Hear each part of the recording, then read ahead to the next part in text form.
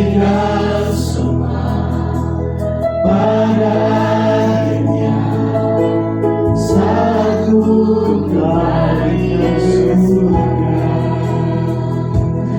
Inilah yang ku punya, hati sebagai hamba yang murah dan setia padamu Bapa. Kepada ku bawa hati yang menyembah di dalam roh dan kebenaran sampai selamanya. Haleluya.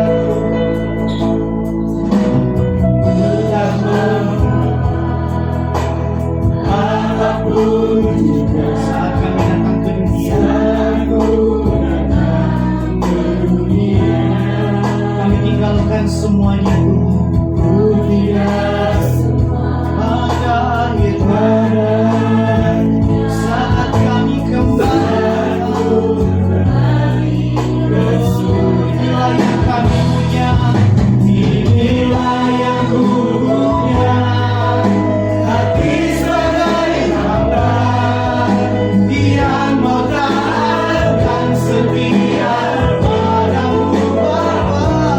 Kemana kan ku bawa hati yang menyembah di dalam roh dan kebenaran sampai selamanya. Sekali lagi katakan, inilah yang ku punya, hati sebagai hamba yang mau taat dan setia padamu Bapa. Kemana ku bawa hati yang menyembah di dalam roh dan kebenaran sampai selamanya. Dalam roh dan kebenaran sampai selamanya. Dalam roh dan kebenaran sampai selamanya.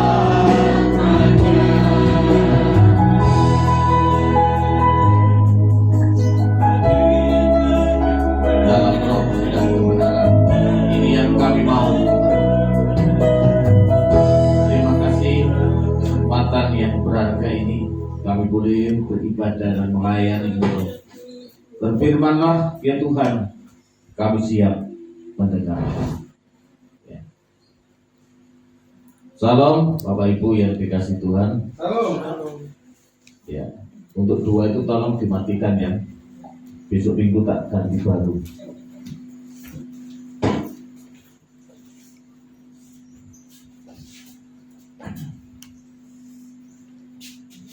Hari ini saya akan menyampaikan firman Tuhan. Di mana firman Tuhan yang saya sampaikan hari ini tidak seperti biasanya yang berat-berat, saudara, tapi yang ringan-ringan aja, sekali-sekali ya.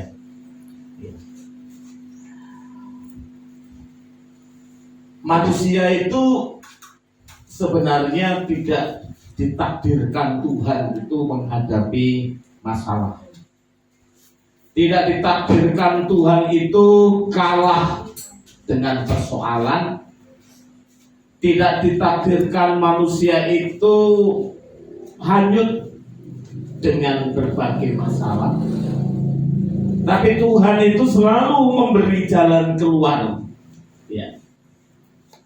Rasul Paulus kepada jemaat Korintus jelas berkata bahwa pencobaan-pencobaan yang kamu alami itu adalah pencobaan biasa dan ada jalan keluar.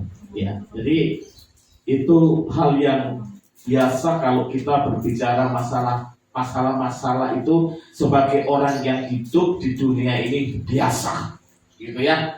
Kalau orang lain punya masalah, ya kita punya masalah. Tuhan tidak membeda-bedakan hal seperti itu.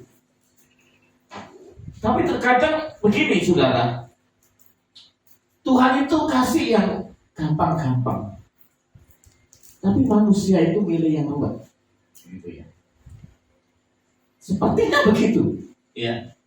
Makanya ada lagu begini, gitu ya. Mangan pipang ngombe dawet, ya. Ngombe dawet nang sore keres.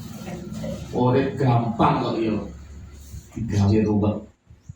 Nek mikir ruwet tambah stres. Saudaraku yang dikasih Tuhan, terkadang ini terjadi bagi kehidupan kita. Yang sederhana itu jadi rumit. Tuhan tidak mempersulit diri kita. Tuhan itu memberi hal yang gampang. Tidak ada masalah yang tidak bisa diselesaikan oleh Tuhan saudara dan Tuhan saya. Tidak ada masalah yang bisa diselesaikan. Ya. Tapi masalahnya ya begitu tuh loh, mangan bipang, ngombe dawet saudara, ya. Ngombe dawet di sore keres. Iso gampang digurubet. Nek terus ruwet. Ya, siap-siap stres. Gitu ya. Siap-siap stres. Sering kita mempersulit diri. Mungkin kita menganggap keminter. Manusia itu begitu, saudara. Saya pikir, ya begitulah. Manusia itu, ya keminter gitu loh. Ya, menyelesaikan masalah itu harus begini, begitu dan sebagainya. Sementara Tuhan gak nyuruh begitu. Kadang-kadang hal yang sederhana, hal yang gampang yang Tuhan berikan. Tapi ya, milih dawet dulu, saudara, milih dawet dulu ya. Di sore keres, milih ruwet, ya. Akhirnya stres, waduh susah. Dalam 2 Raja-Raja pasal 5 ayat 13. Tetapi pegawai-pegawainya datang mendekat serta berkata kepadanya, Bapak, seandainya Nabi itu menyuruh perkara yang sukar kepadamu, perhatikan. Bapak, seandainya Nabi itu menyuruh perkara yang sukar kepadamu, bukankah Bapak akan melakukannya? Apalagi sekarang ia hanya berkata kepadamu, mandilah dan kau tahir. Ini kan ceritanya siapa? Ceritanya siapa sih? Naaman kena kusta. Naaman kena kusta. Saudara, kusta itu masalah berat, masalah besar.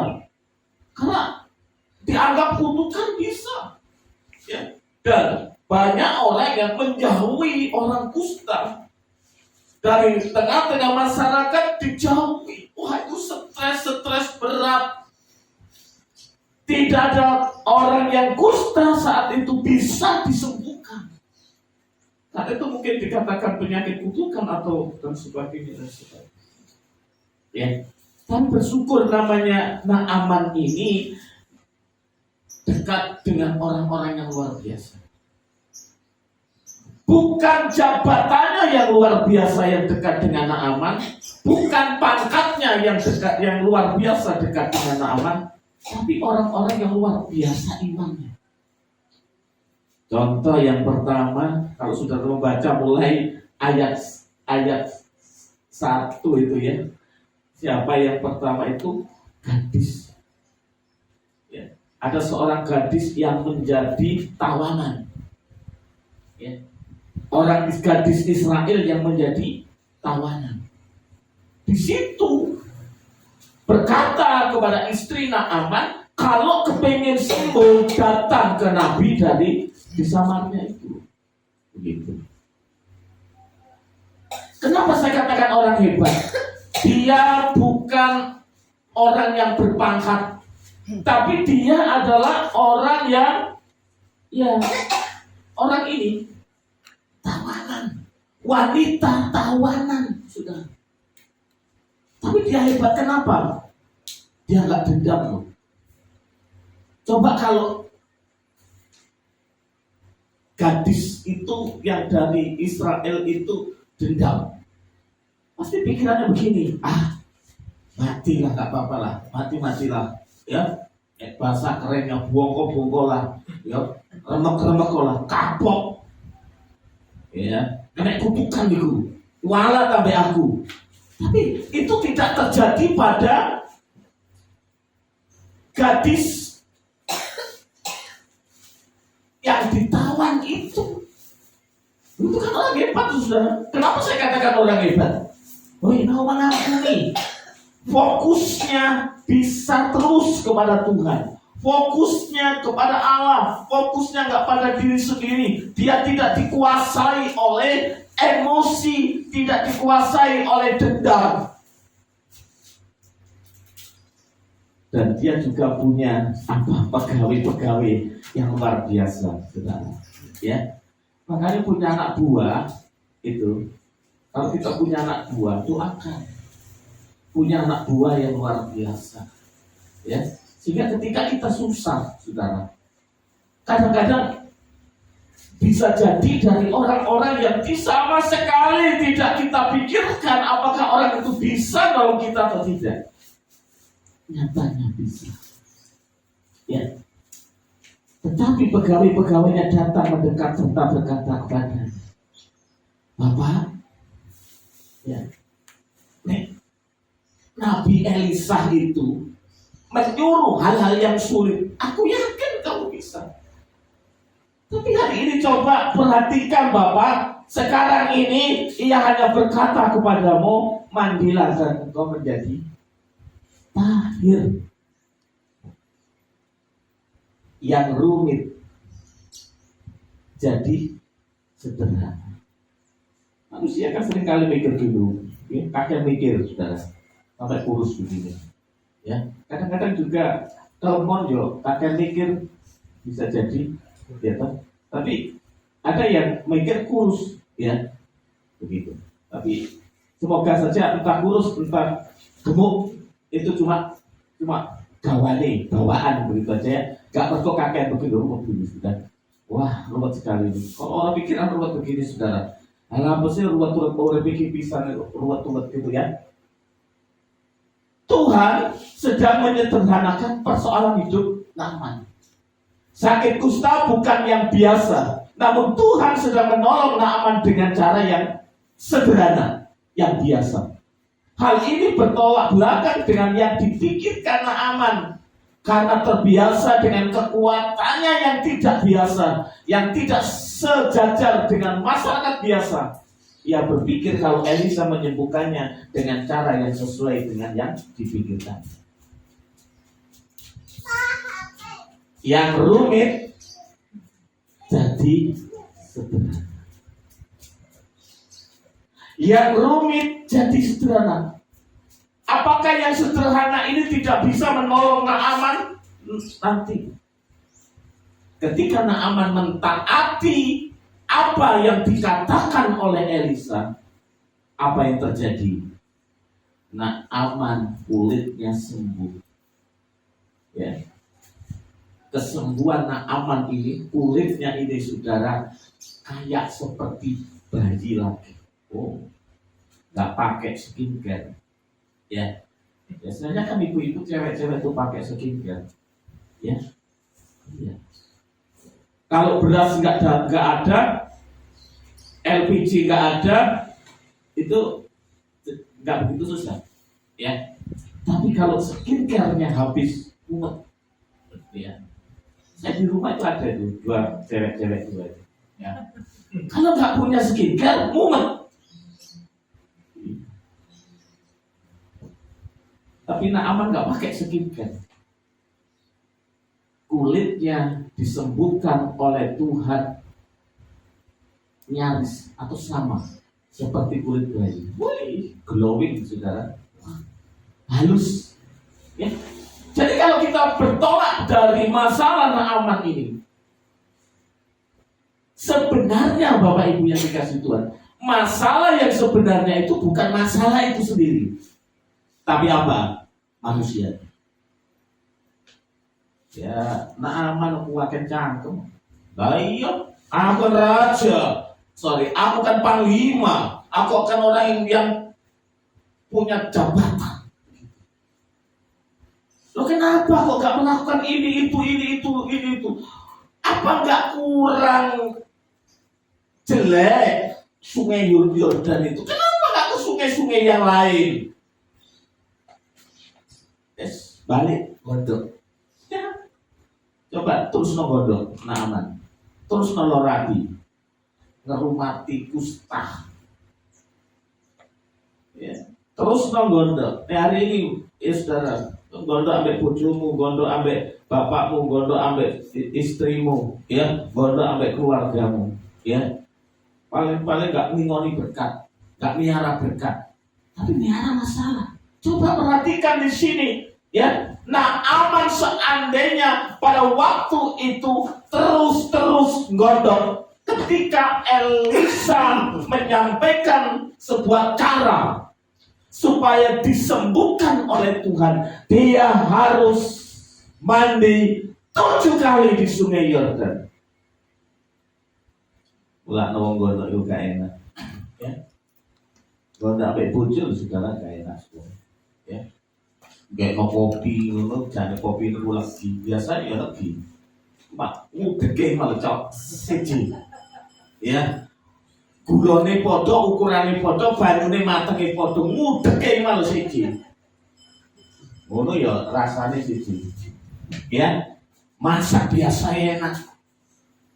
Masak Bali, Banten di Bali yo enak biasa. Berhubung lo nanti mbok dikurangi kunang opo. Tapi sepet kabeh gak karu-karuan. Rugi.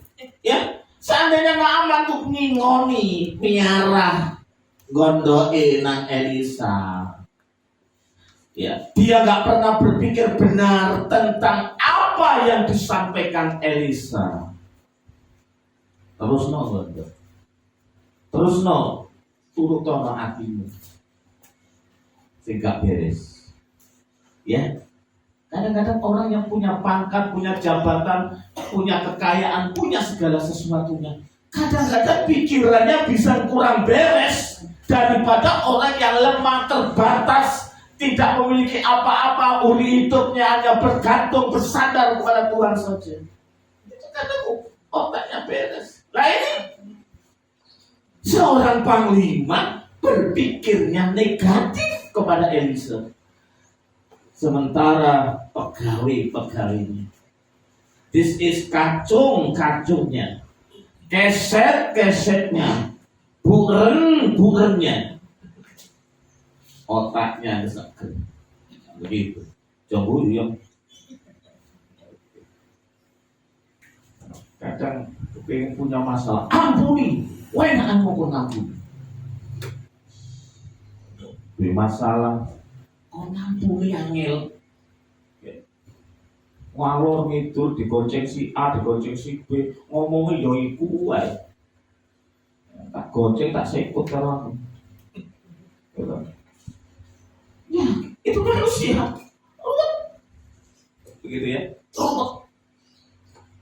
Padahal mangan bipang ngombene dawet itu jadi ombe nangis sore KRS. Oleh gampang itu, om, aja bingung ruwet. Istilah. Ruwet stres loro. Nek loro iki ngingoni penyakit. Makanya beres. Otak ini beres, hati beres. Namun hatinya enggak beres, ya tetap dapat yang rumit-rumit, dapat yang susah-susah, dapat yang najis-najis. Tapi ketika hidupnya mau beres, ya puji Tuhan rendah hati, direno buren, direno pegawai gelem. Biasanya saudara, orang itu kalau gitu itu nggak mau diingatkan gitu, nggak mau diingatkan sama sekali. Wis nggak bisa karo itu. Pokoknya, nah sekarang begini pokoknya ya. Tahun berapa itu? 2000, saya lupa. Waktu itu Rina Taru di Wisma Kasih kedua, yang kedua itu ya. Saya biasanya ada satu ibu yang kerja di perusahaannya besar lah, Bonafit. Kalau setiap bulan pada waktu itu memberkati saya, sudah Dan itu bisa saya pakai untuk jadi berkat yang lain. Suatu hari sharing sama saya minta pembenaran. Karena apa? Geger sama suaminya. Suaminya ini belum seiman. Geger, gini, cerita sama saya. Kan benar saya ya Pak? Salah, Ibu salah. Yang benar Bapak, Bu yang benar. Pak Is kok gak bela saya? Loh saya bela yang benar kok. Saya bilang, ini benar. Yang dilakukan Bapak itu benar. Yang salah Ibu. Ibu harus minta maaf. Langsung teleponnya ditutup. Wah, alamat bulan depannya tak kirim. 2 bulan lagi tetap tak kirim. Oh, tak apa-apa. Ya kan? 3 bulan lagi tak kirim. Haleluya, puji Tuhan. 4 bulan lagi pas hari itu Desember. Pak, saya rapel Pak. Memang benar Pak Is, saya salah. Dan tadi malam saya minta maaf sama suami saya. Terima kasih atas bimbingannya. Loh, ya, 4 juta apa? Nek gorena tahu zaman musuh biar saudara. Ya, coba kalau hari itu saya wedi, takut, gaya pikiran saya di lu nek aku ini terus mau gak ono pas sebulan ya apa? Nek aku gak dikirim ya apa? Nek aku gak duit ya apa? Terus nek ini ya apa? Terus aku mangan apa? Belanja apa? Pelayanan apa? Terus ini apa? Paling ngono iki ya apa? Terus aku bingung tuh ya Pak, susah tuh ya aku tak gak bisa bro. Itu benar. Berkatnya juga benar. Taat saja. Ya. Ketaatan itu adalah perjuangan iman. Kenapa? Aneh saudara, taat itu saudara. Gak segampang diucapkan. Ketika kita berkata percaya bahwa Tuhan sanggup melakukan melebihi yang kita pikirkan, percaya. Tapi kadang-kadang percaya kita itu diuji dengan ketaatan. Abraham percaya kalau anak yang diberikannya itu adalah anak istimewa, ya, anak perjanjian. Sesuai dengan janji Tuhan, aku akan memberikan engkau keturunanmu seperti pasir di laut dan bintang di langit. Percaya itu. Tetapi ketika Tuhan perintahkan Abraham untuk mengorbankan Ishak, saudara bisa lihat tingkah laku Abraham di dalam kitab Kejadian. Dia nggak ada gusar-gusarnya, ya, nggak ada mangkel-mangkelnya, ya, sama sekali nggak ada. Tetapi apa? Abraham menjalani ketaatan. Ya. Abraham menjalankan ketaatan dan dia mendapatkan janji. Tapi kalau saudara melihat di dalam ayat 11, saudaraku, di situ Naaman gusar hasad, bahasa aslinya, yang artinya apa? Marah yang meledak-ledak karena terganggu. Ya, terganggu dengan apa? Ya, terganggu tadi itu ucapannya Elisa. Ya, supaya Naaman harus mandi 7 kali di Sungai Yordan. Kenapa? Kerendahan hati Naaman terusik. Kenapa nggak taat? Sekali lagi, saudaraku yang dikasih Tuhan, kadang perintah itu tidak sesuai dengan yang kita pikirkan. Perintah itu tidak sesuai dengan apa yang kita inginkan. Naaman ketika menghadap kepada Elisa, wah, luar biasa. Ya. dipikirkan ini nanti ini pokoknya percaya. Cukup percaya, cukup beriman. Mukjizat hadir dengan taat. Nah, Aman tidak taat. Mendengar ucapan Elisa, langsung balik dan gusar hatinya. Akhirnya yang dipelihara Naaman apa? Ustaz. Apa masalah hari ini? Ojo gampang gondok nang Tuhan. Apa pergumulanmu hari ini? Biar gak lama-lama kita pelihara itu, betul saudara. Ya, biar gak lama-lama kita melihara sakit, biar gak lama-lama kita melihara kekurangan, biar gak lama-lama kita memelihara keterpurukan. Bangkit di dalam nama Yesus. Dengan apa? Tadi nggak gampang, saudara. Waduh, susah taat itu. Betul. Bukan hanya saudara, saya pun taat itu nggak gampang. Ya, selalu mikir itu, ini, itu, wah itu manusia. Tapi seharusnya kita harus menghentikan pikiran-pikiran yang mengganggu ketaatan kita. Supaya mujizat apa terjadi? Nah, ada. Taat itu apa? Ya, Abraham punya iman. Ya. Percaya sama Tuhan, percaya. Punya iman sama Tuhan, punya iman. Tapi kalau Abraham waktu itu ada alasan nggak untuk tidak taat? Ada alasan. Kenapa? Tuhan itu pimpinan. Katanya keturunanku ini seperti bintang di langit, pasir di laut. Anak kursi baru diberi, diminta untuk mengorbankan. Ada alasan nggak untuk tidak taat? Ada alasan. Yang kedua, saudaraku yang dikasih Tuhan, berbicara mengenai mengorbankan anak, membunuh, apa dikehendaki Tuhan?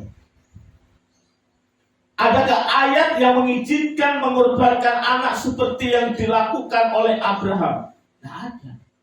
Berarti Abraham bisa dong untuk tidak taat. Tetapi ketika yang ngomong itu Tuhan, yang berbicara itu jelas dari Tuhan, dan Tuhan dia lakukan itu. Dan apa yang terjadi, saudara? Tuhan tidak seperti yang dipikirkan. Tuhan tidak istilahnya mengingkari perintahnya, larangannya untuk tidak membunuh, melarang untuk tidak membunuh. Tuhan tidak mengingkari itu. Dan apa yang terjadi? Ketaatan itu mengatasi segala-galanya. Ayo taat. Ojo ruwet. Ojo ruwet. Taat itu sudah berkat itu mengalir.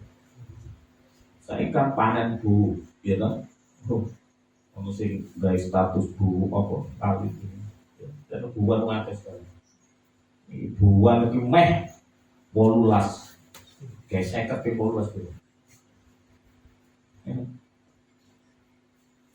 Jadi anakku ini, makanya lah ojo konco akeh-akeh wis lah ngajar ya nabi.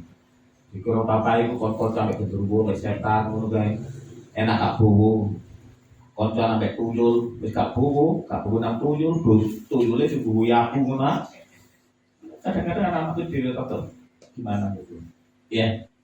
Kalau dipikirkan dari mana saudara? Ya, dari mana? Dan ini hari ini saya bergumul, ya kan? Iku wis tuwek iku.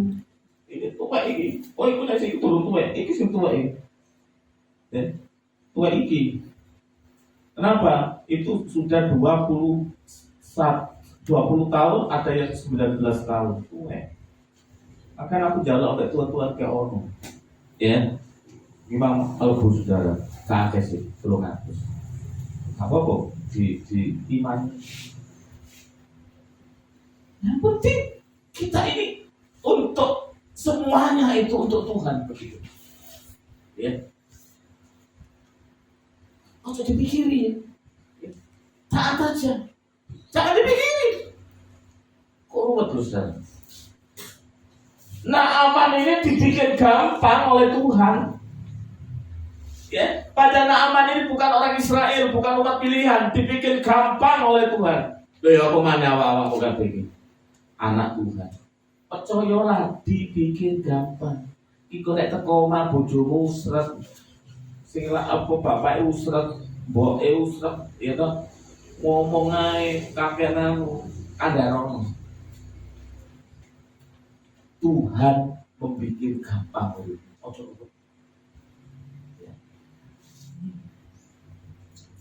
Ruwet saudara, wis lah. Tetap ngingoni masalah, tetap ngingoni kekurangan, tetap ngingoni penyakit. Mergo lagi ini Naaman sekali. Coba ketika Elisa bilang sama Naaman harus mandi 7 kali, terus gondok, kedumel. Terus ketika diingatkan oleh pegawai-pegawainya, dia bekokong, ya, tetap gerundel, ya. Apa yang terjadi? Seumur hidup Naaman kena kusta, gak sembuh, ngingoni kusta, ngingoni kusta. Betul. Hari ini sebenarnya saya sudah siap ini, ya. Tapi Jumat kemarin saya disuruh lihat ini, ternyata ada idenya di PKN. Tak galilah kita tanya atau ternyata judulnya harus lain, ya. Itu judulnya.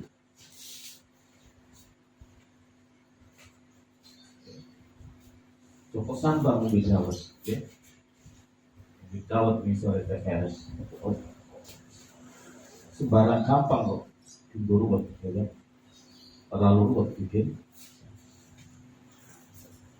Nah ini, maka turunlah ia membenamkan dirinya 7 kali dalam sungai Yordan. Seusai dengan perkataan abdi Allah itu, lalu pulihlah tubuhnya kembali seperti seorang anak, dan ia menjadi tahir. Seorang anak ini seperti ya anak baru lahir lah, ya, atau anak di bawah 5 tahun, mulus-mulus kayak Iren, gitu ya, kayak siapa? Kian mulus, bapaknya gak mulus, gitu. Kadek gawe skincare, ya. Loh, kenapa? Karena dia menjalankan ini, mengatasi harga dirinya ini loh yang sombong, ya, yang menjadi panglima, yang menjadi pejabat, ini diatasi oleh Naaman, mengatasi harga dirinya dan akhirnya sembuh. Jangan terlalu harga diri ini diopeni, ya. Percayalah kalau engkau menjalankan sebuah ketaatan, harga dirimu nggak akan turun. Lihat, ya, ya, ini tubuhnya seperti seorang anak yang menjadi tahir. Wis tambah ganteng, berarti apa? Harga dirinya naik kan? Sembuh. Wis sembuh, tambah ganteng. Harga dirinya naik kan? Makanya segala sesuatu jangan mengatasnamakan harga diri lah. Wah, aku kok, wah, jangan. Wis talah. Wong, ayo langkahlah mengatasi harga diri, dan hidupmu akan 7 kali. Respon khas orang timur yang mewakili penyerang diri sepenuhnya, yaitu menjalankan semuanya angka 7 kali. Contoh, Yakub membungkuk 7 kali kepada Esau saudaranya dalam tindakan putus asa, penyerahan. Dalam Kejadian 33 ayat 3, dan dia melewati di depan mereka dan membungkuk dirinya ke tanah 7 kali sampai mendekati saudaranya. Ini artinya penyerahan, ya. Esau, Yakub membungkuk 7 kali kepada Esau. Penyerahan, pengakuan begitu. Kalau dia salah, kalau dia dosa, telah menipu Esau 7 kali. Ini penyerahan. Ayolah menyerah, ampun. Ya, jangan mikir keadaannya tuh memang begini, semua seret gini. Aduh, kebanyakan ngomong ya, tambah. Ya. Berserah. Tidak ada masalah yang tidak bisa diselesaikan. Masalah sebenarnya dari kita, dari hati, dari dalam ini. Ya, dari ini kita itu masalah sebenarnya. Ya, terlalu gablek, terlalu mokong, terlalu berpikir yang enggak, susah berpikir benar, gawe sakar dhewe hati kita. Dari otak, dari hati. Gak ada masalah, gak bisa diselesaikan. Mulai orang Kristen putus asa itu ceng-ceng pun.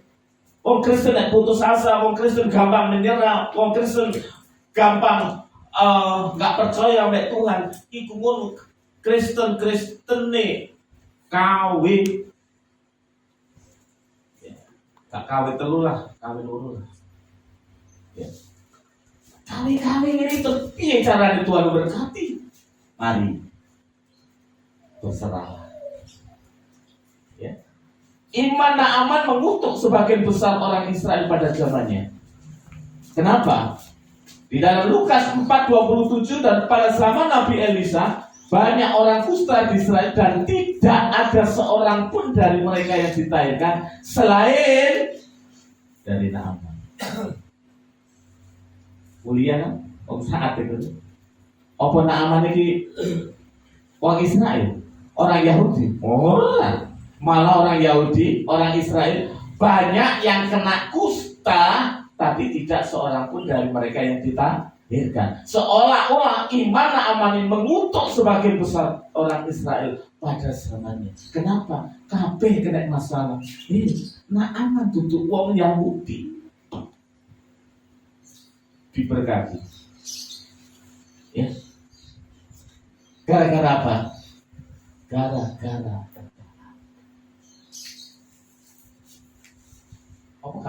Karena saudara, banyak orang kusta di Israel. Tidak ada seorang pun dari mereka yang ditahirkan selain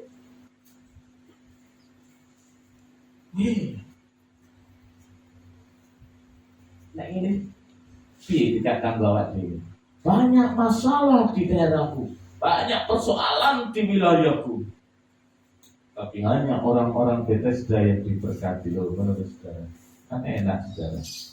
Gitu. Hanya orang-orang yang taat yang diberkati. Ojo Rasulullah, yes, Rasulullah itu ngomong penjualan oleh bayaran. Titik Pak, kenapa ngomong angke? Ya, berbulan oleh masukan. Aku berbulan oleh masukan. Ya, kira tiga masukan, ada uang tapi tutup duit. Betul. Selama kita hidup di dalam Tuhan, saudara-saudaraku yang dikasih Tuhan, kita dibedakan. Orang-orang Israel pada waktu saat itu di mana dia daerah itu ya sedang kena masalah kelaparan, persoalan berat, tapi Tuhan menyisihkan orang-orang Israel yang taat di tanah Goshen.